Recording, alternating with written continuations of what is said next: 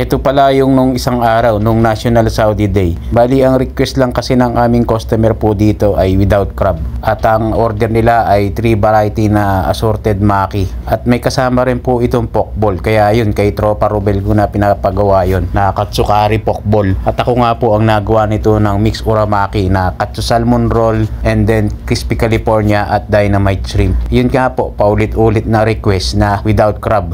Siyempre, gagawin natin yan. Customers always right nga eh. Edi wow. At syempre, request nga ng aming customer dito, kaya pagagandahin natin ang presentation ng konti. Konti lang mga bossing. Lalagyan lang natin ng konting ikanto na design. Kaya nga ito, lalagyan natin ng bamboo mat at ipoportion na natin dito yung uramaki na order nila bossing. At habang yung kasama ko naman si Ruben doon sa kabila ay nagawa ng pokpon. Kasi nga't maasahan ko na rin yun sa mga ganung orders. Pero pagdating dito sa sushi nalito pa siya. Ito muna ang pinapo ko sa kanya sa pokball. Pero pag mga isa, dalawa si Tropa Ruben na ang pinapagawa ko. Pero pagka ganitong maramihan ako muna po. Pero para saan ba, tuturo ko rin po sa kanya yung mga ganitong style.